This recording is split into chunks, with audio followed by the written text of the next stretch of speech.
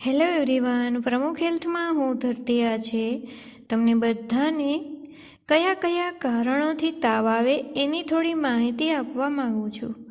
સૌથી પહેલાં, જો કોઈ બાળક નાનું છે અને ડરી ગયું હોય, રાત્રે કોઈ ખરાબ સપનું આવ્યું છે તો તાવ આવવાની શક્યતા રહે છે. ત્યારબાદ, જો તમે વધુ પડતો સ્ટ્રેસ રાખીને સૂતા છો અથવા વધુ પડતા ઉજાગરા થાય છે તો પણ તાવ આવી શકે છે.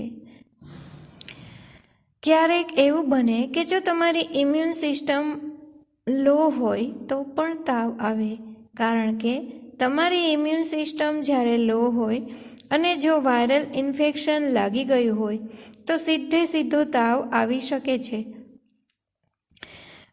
હવે આ તાવ આવવાથી બચવું કઈ રીતે? તો સમયસર સૂઈ જવું જોઈએ, એટલે કે બરાબર.